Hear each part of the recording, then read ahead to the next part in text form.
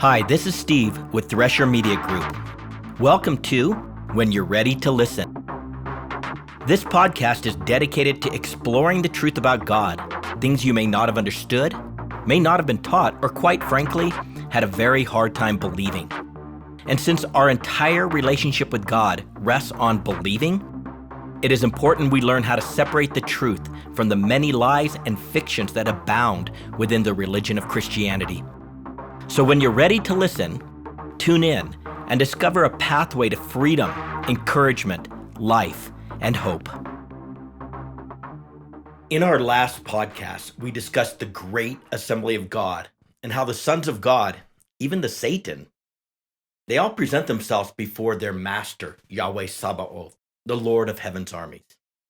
Let's pick back up with the encounter of the Satan with Yahweh. Preparing for conflict, Job chapter 1, verse 7. Yahweh said to the Satan, "From where do you come?" Then the Satan answered Yahweh and said, "From roaming about on the earth and walking around on it." As the Alpha and the Omega, the one who sits outside of time, Yahweh always knows the beginning from the end. We're specifically told that he knows all and that no one and nothing is hidden from his sight, and that it is to him alone that all must give account. Yet he asked the Satan, as if he did not know, "From where do you come?" This is kind of a lot like the question God asked Adam after he had sinned. Then Yahweh called to the man and said to him, "Where are you?" It seems that God wants us to come clean and to honestly confess before him what is going on in our heart. He knows, but he wants us to know. He wants us to speak truth without our customary delusion or denial. In the case of Adam, he wanted Adam to come to terms with why he was hiding from Yahweh, why he let guilt and shame cause him to abandon his trust in Yahweh, such that he felt he needed to hide from him. Yahweh knew Adam had sinned. That was not the issue. It was that Adam's sin induced him to hide, to cover himself, to distance himself from his creator, to create a relational separation from the one who regularly walked with him in the garden, enjoying fellowship. Through questioning Adam versus accusing Adam, Yahweh was reminding Adam that they have been, are, and will continue to be friends, and that it is the voice of Yahweh which Adam should listen to and no other voice. Yes, things had changed and more was going to change in terms of Adam's practical way of life. But Yahweh does not change. Therefore, Adam would need to trust in the relationship, what he is known to be true about Yahweh, and not what his shame and guilt would say about the relationship. Though sin is a corrupter of relationships, the power of faith can overcome the effect of those consequences. And the effect that it has on the relationship, even though it's altered, it can be preserved. We see this, for instance, in the life of Enoch, the seventh from Adam. We are told that Enoch was declared a friend of God, that he walked with God and was commended as having pleased God, so much so that he did not die, but was raptured, translated, or taken up into the unseen realms. You see, between God and man, there is always a way. In the case of the Satan, God, as the Alpha and the Omega, the one who sits outside of time, knows that the Satan's appearing in the assembly meeting was not coincidental, and that Satan was roaming about on the earth and walking around on it, doing personal reconnaissance on who he can accuse, whose life he can wreck. Question forces the issue, shatters any pretense, and sets the scene for the first challenge that God makes to the Satan. Did you notice that Yahweh did not ask, "What were you doing?" but very specifically, he asked about where the Satan had been. It's a practical and direct question, but it is also an existential question. Again, much like he asked Adam, "Where have you been?" The answer to this question explains what he had been doing. The Satan had not been where he originally belonged, with those who dwell in the heavens, supporting those who are part of Yahweh's household. He had departed, both physically, emotionally, and relationally. His heart had turned, and he was driven by hatred for the people of God. Where have you been? Not where you should have been. The question must have stung. I mean, from a practical, non-existential perspective, there are many places where the Satan could go besides earth. In the book of Enoch, quoted by Jude and Peter, we discover that there are many dimensions in the unseen realms, many places, mountains, wilderness, plains, where the Satan could have been traveling. But he was not in any of those places. He was busy functioning as an adversary to the people of God, collecting information, gathering reasons for his accusations, reasons why God should let him bring torment in the lives of the guilty. As previously mentioned, this is what he later did with the apostle Peter. He asked for, and was granted, the right to sift Peter like wheat, separating the chaff, all that was worthless, from that which was good. In asking the Satan, from where do you come? It forced the answer from roaming about on the earth and walking around it, which reveals the true purpose of the Satan attending this assembly meeting. He was not just being an obedient servant. The Satan came among them for the purpose of making accusation and seeking permission from Yahweh to be the adversary to those whom he was stalking, watching, gaining intel, and documenting evidence which he hoped would invoke judgment. Roaming and walking. The Spirit was very specific. The Satan was both roaming about and walking on the earth. Why the specificity? Perhaps a good way to picture this is how a hawk flies overhead. He flies to and fro, looking for a specific prey, and then when the hawk spots the creature, the one he wants for his own, he then dives down for an upfront, personal, and usually not so friendly encounter. And this is how the Satan works. He peruses those on the earth, observing them from afar, roaming about on the earth. And when a person piques his interest, he makes it personal. 1 Peter 5:8. You are commanded to be sober. You're commanded to be on the alert. Your adversary, the devil, now prowls around like a lion, choosing to now be warring, now seeking someone to devour. Once he takes interest in someone, the Satan then walks on the earth and carefully examines each and every detail of that person's life, carefully composing his facts, gathering his proof, so that when he appears before the council to make accusation, with all his damning evidence, the judge of all the earth will not deny him the right to be used as a tool, he and all his minions, to bring judgment into the life of his target or his targets. We must not miss the fact that the adversary knows the scriptures. 1 Peter 1:17. If you now choose to address the Father, the one who is now judging impartially, according to each one's work, you're commanded to be caused to conduct yourself in fear during the time of your stay on earth. Hebrews chapter 10, verse 30 through 31. For we know him who has been saying, vengeance is mine, I will in the future repay. And again, the Lord will in the future judge his people. It's a terrifying thing to fall into the hands of the now living God.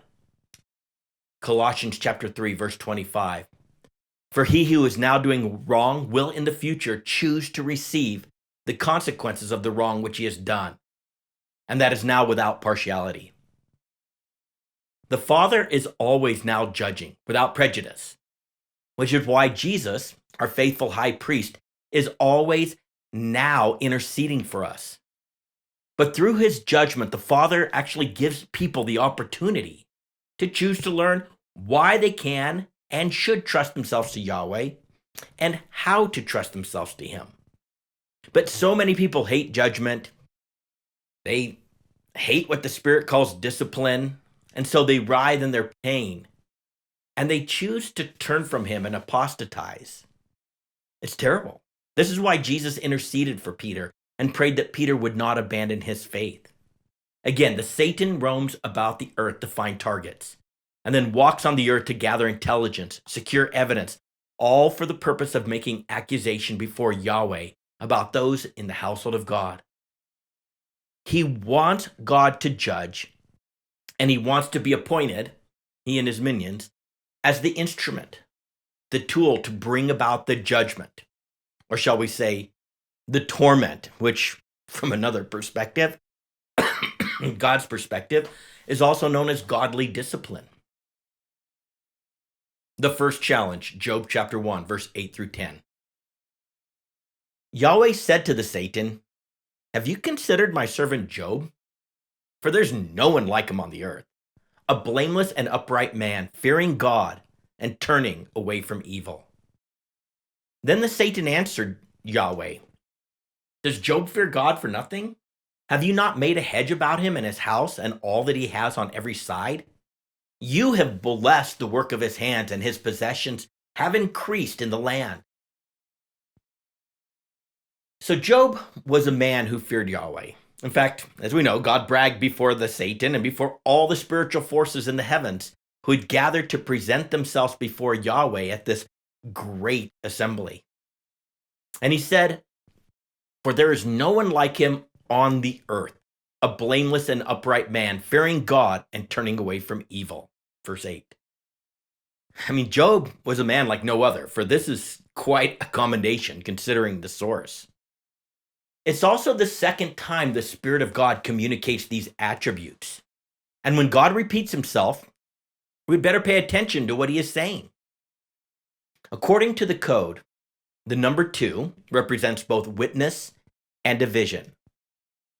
In calling out Job's character twice, the Spirit is testifying or giving a witness to the veracity of the statement and setting Job apart, dividing him, so to speak, from all other men as being uniquely blameless and upright, fearing God and turning away from evil. But what is completely unnerving is how Yahweh introduced this commendation by asking the Satan, "Have you considered my servant Job?" The Hebrew makes it even more disconcerting. This was not just celestial chit-chat. Yahweh technically asked the Satan if he is yet to set his heart, his will, and his intellect towards Job. If he is yet to make Job the center of his pursuit, the target of his earthly wanderings. I mean, it's an awful question. This entire story starts by God putting the Satan to the test.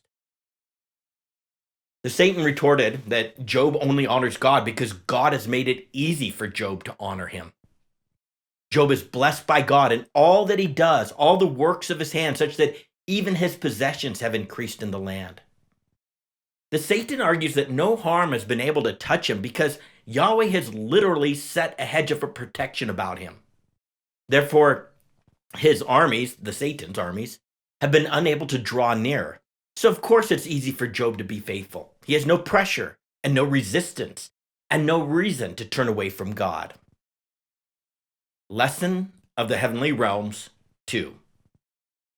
God protects his own, and they are untouchable by the evil one, unless he, Yahweh, gives specific permission, allowing them to be harmed. From this response to Yahweh's question, we can surmise that the Satan is the original source of the if-then lie that is told about Yahweh. The if-then lie has been promoted and reinforced within our hearts by the spiritual forces of wickedness. And it testifies that if we do it right, if we are good, if we are holy, if we are righteous, if we are good Christians, if we do not sin, if we do not do this or that, then God will bless us and provide for us a hedge of protection from evil.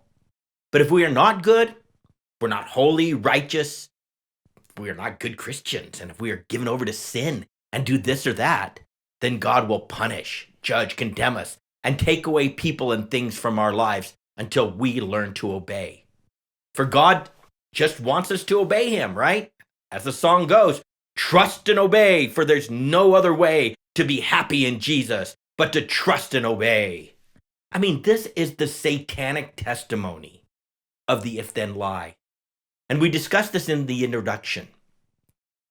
We can be assured that all those if-then whisperings that have settled deep in our soul and which run rampant in the religion of Christianity come from this prince of darkness.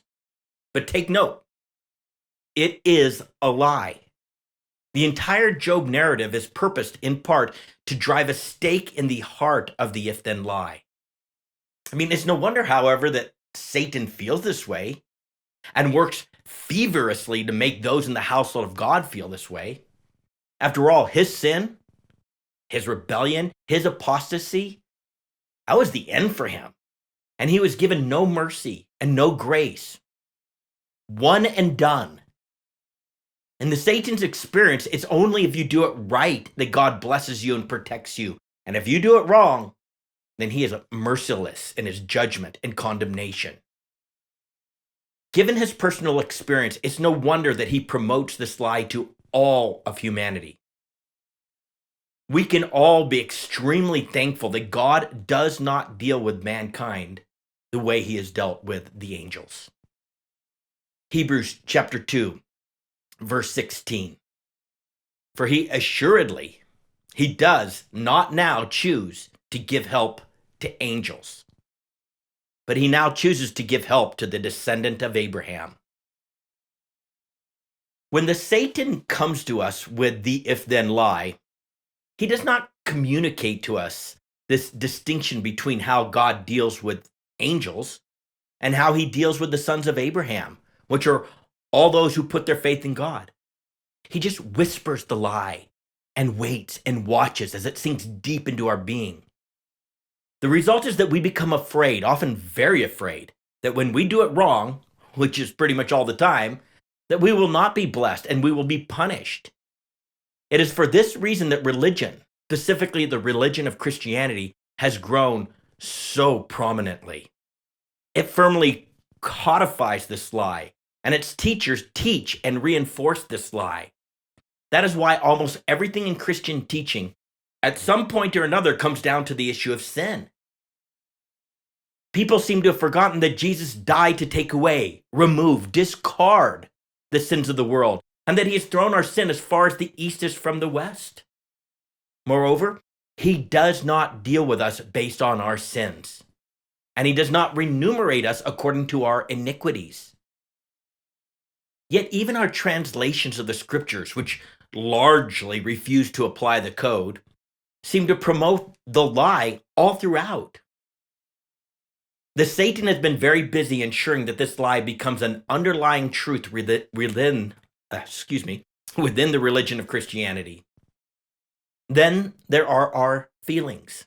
And this may be a generality, but it's probably safe to say that most of us do not readily accept the purpose of God's discipline. And we by no means like God's discipline. We have been deluded to feel as if we are doing good for God because that's our intention. Our intentions are right. So when our king advances on our life as a conqueror to kill and remove everything within us that does not want him to be our I am, our source for all things all the time, it sure feels as if this lie is true. Nevertheless, it is a lie. Job chapter 1, verse 11. But put forth your hand now and touch all that he has. He will surely curse you to your face.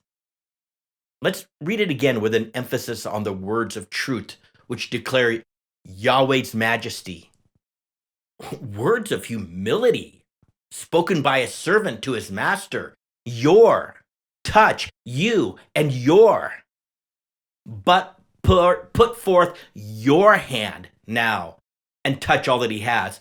He will surely curse you to your face. There might be no better description in all the scriptures of Yahweh's sovereignty and lordship over all the angelic hosts. Yahweh is the Alpha. He is the first. He is the beginning. And nothing happens that he does not prescribe. And all the angelic hosts, even the Satan, they're all just tools in his hands. They have no independent authority, but they are agents who work on behalf of their master, Yahweh Sabaoth, Yahweh of heaven's armies. In the law of agency, the principal party, the one who employs the agent, is where the buck stops. The principal and not the agent is the one who bears ultimate responsibility and liability for all that the agents do. The agent just carries out the desires and instructions of the principal. The Satan knows this to be true and declares it to be true. But put forth your hand now and touch all that he has. He will surely curse you to your face.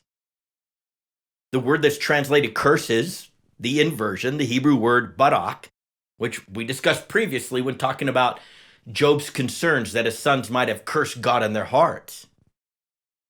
Barak is a word which apparently has dual meaning. Primarily, it means to bless. And in this inversion of relationship, secondarily, it means to curse. It all depends on the context. In a heavenly contest over Job's life, which will it be? Blessing or cursing? It's like a heavenly game of roulette. The wheel is rotating. The ball could land on red or black. The result could be cursing or blessing. We'll see where it lands in Job's life. The Satan does not think much of humanity, for he is sure that Job, who's this amazing spectacle of humanity, will just collapse and apostatize his faith if God strikes all that Job has. The Satan believes that Job's righteousness comes as a response, if then, as a convenience even, to being blessed, and that his character is not something that is rooted in relationship, in knowing Yahweh, personally knowing him. And this gives us some additional insight into the heavenly realms. Lesson of the heavenly realms 3. The relationship between Yahweh and the angelic is not rooted in faith, hope, and love. It's not established on the incredible power of belief, but the relationship is based on authority, commandment, obedience, and duty. Therefore, the angelic cannot fully grasp the relationship of grace and mercy which God has established with humanity, or the level of personal intimacy which he, Yahweh, enjoys with the men and women of faith. According to 1 Peter chapter 1, verse 12, this is something in which they, the angels, now desire to look. Job chapter 1, verse 12. Then Yahweh said to the Satan, behold, all that he has is in your power. Only you are commanded, do not put forth your hand on him. So the Satan departed from the face of Yahweh. Yahweh places Job on center stage by asking the Satan whether in all his earthly wanderings he has considered Job, if he has set Job in the center of his target. Once directed Job's way, it becomes clear that Satan has already examined Job and is well aware of Job's life and his godly character. However, the Satan has a fundamental flaw in how he thinks, for he sees humanity through the lens of the angelic, and he projects onto Job and humanity at large his own experience with Yahweh. This is a filter that limits his understanding and causes him to not entirely grasp that the relationships, Yahweh and the angelic, and Yahweh and man, are not equivalent. The relationship between Yahweh and the angelic is a construct of master-servant, whereas the relationship between Yahweh and man can be transformed. It may start as master-servant, but it can be transformed to that of friendship, which is an entirely different type of relational construct. John chapter 15, verse 12 through 15. This now is my commandment, that you now love one another just as I have loved you. Greater love has no one than this, that one may lay down his life for his friends. You now are my friends, if you may now do what I now choose to command you. No longer do I now call you slaves, for the slave does not know what his master now does. But I have called you friends. For all things that I have heard from my Father, I have made known to you. The Satan assumes that Job's relationship with God exists because God has protected Job, provided for him, and secured him on every side. An if-then transactional relationship. He believes that anyone would gladly worship and honor God if they were so wonderfully provided for and guarded. but that Job and humanity at large, like him, like the Satan and his minions, are fickle, dissatisfied, and always want more and will do whatever it takes to get more. The Satan does not understand friendship. He does not understand relationship that is rooted in character and belief. He only sees life and relationship through the lens of give and take, transactional cost, this benefit of exchange, cost and benefit, cost and benefit, cost and benefit. And the Satan puts forth the challenge to God, saying, Job will curse you if you put forth your hand and touch all that he has. In response to this first challenge by the Satan, Yahweh said, okay. He released all protection from around Job's household, including all his possessions and belongings, and gave it over to the Satan to do as he sees fit, so long as he does not stretch out his hand and touch Job. And it's a command that Satan must obey. You see, his agency is limited by Yahweh's commands. And this is a stunning view of how the heavenly realms operate. For those of us who don't know the story, the Satan is going to afflict Job terribly. The Satan is going to wreak total havoc, chaos, and destruction on Job. However, the Satan ascribes all authority, sovereignty, and complete responsibility to Yahweh for the damage he's going to pour forth on Job's life. He points the finger at Yahweh, but put forth your hand now, and an implied you touch all that he has. What are we to learn from this exchange? The Satan is simply the agent authorized to act on the behalf of the principal, who is God. The Satan has no independent authority. Everything begins with God, comes from God, and finishes with God. Lesson of the heavenly realms 4. The Satan cannot do anything unless it is authorized and granted by Yahweh. And all that Satan does is ascribe to the one who is in control of all things, rules all things, and sets into motion all things. And that's Yahweh, right? Romans 11:33 through 36. Oh, how great are God's riches and wisdom and knowledge. How impossible it is for us to understand his decisions and his ways. For who can know the Lord's thoughts? Who knows enough to choose to give him advice? And who has given him so much that he needs in the future to choose to pay it back? For from him and through him and to him are all things. To him be the glory forever. Amen. As amazing as this scripture sounds, it's so hard to believe it down into the depth of our being. For instance, I cannot tell you how many times I've heard people say with one breath that God is sovereign or Jesus is Lord, and with the next that, oh, Jesus would never cause sickness or tragedy, that it is Satan's doing. God is not responsible for the evil of this world. Logically, how can Jesus be Lord or sovereign if he is not control of all things all the time? Well, technically, yes. Satan is the one who does evil and influences mankind with his ways, because God never does evil. But as we read here in Romans and in Job, God and God alone is responsible for all things that occur in our lives. He even unabashedly claims responsibility. He takes complete ownership with no excuses, and the Satan ascribes to him all that responsibility. Think of it this way, as if God is holding a hammer that drives the nail into the wood. If we are the wood, then the nail represents those who bring pain and affliction into our lives. The hammer represents the demonic who is doing the evil and driving the nail into our lives. The nail represents the instrument through which our pain comes, be it friends, family, enemies, institutions, whatever. But God always holds the hammer. The hammer cannot choose on its own to drive a nail into the wood. The hammer has no independent authority. It can only act as it is wielded. God always holds the hammer, but he does not strike the nail without the hammer in hand. And this is shocking to our sensibilities and our sense of right and wrong.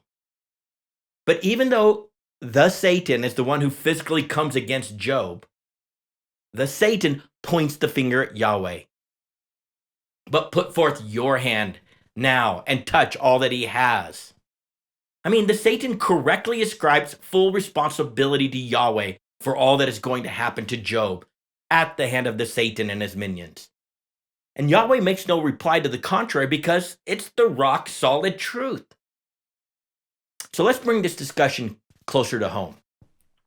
Despite all the acclamations of Jesus being the Lord, that word Lord has literally taken on a different definition to most Christians than what the scriptures declare.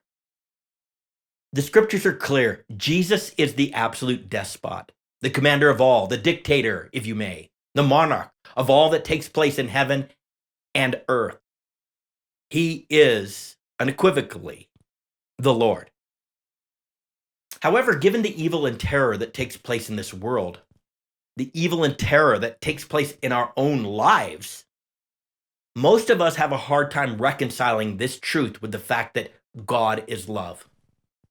Therefore, we have, whether intentionally or unintentionally, watered down the meaning of Lord. In so doing, we have taken away from Yahweh's majesty, a supreme majesty which even the Satan acknowledges. Satan doesn't dilute it at all. He takes nothing away. But we have stripped meaning and authority away from the word sovereign, such that very few Christians ascribe responsibility for all that takes place in our world and in their own lives, all the horrors and tragedies, to the now living God. All this brings up that age-old question. If God is all-powerful, the absolute sovereign, then how can he be all-loving? The human implication is that he cannot be all-loving, giving the terrors and traumas and downright evil that overwhelms our life. And the Satan views life through this lens of doubt and consternation. Those in the world, those who are not in the household of God, sees things through the same lens. And unfortunately, it's how far too many so-called Christians see things. The average Christian finds that he or she cannot admit to this truth and still try to convince people that they need Jesus. So they change the truth about God's sovereignty and ascribe to the Satan, to the demonic even, a level of power and majesty that they just do not possess. They ascribe responsibility to the hammer and not to the one who wields the hammer. This story of Job will force us to come face to face with what we believe about God's character and nature and authority. Keep in mind that Satan did not say, but allow me to put forth my hand and I will touch all that he has, this allowance.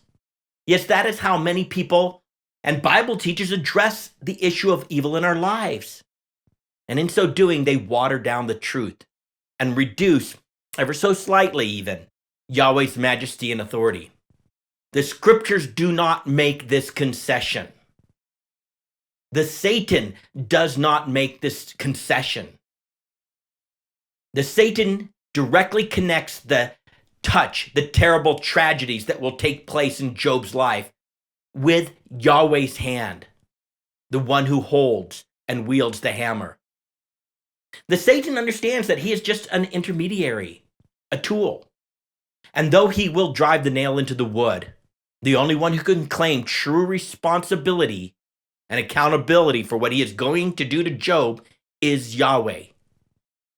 This is a truth that extends beyond this silly notion that God allows all things. The truth is that all things are from him, through him, and to him, or for his glory. Lesson of the Heavenly Realms 5. Yahweh and Yahweh alone is solely and exclusively responsible for all things that occur in our lives. For from him and through him and to him are all things. He directs our steps from the first one to the last one we take. Now, what happens next is unthinkable. This is as terrible can be. Like a nightmare that one fears but never thinks could be possible. Again, keep in mind, Job had no forewarning of anything that was coming toward him. So let's stop here and we will pick up again with the unthinkable. I'm glad you tuned in and have been ready to listen. To get a free download of the full written transcript with all the scripture references footnoted, please go to threshermediagroup.com. That is THRESHER mediagroup.com. This is Steve with Thresher Media Group. When you're ready to listen, tune in.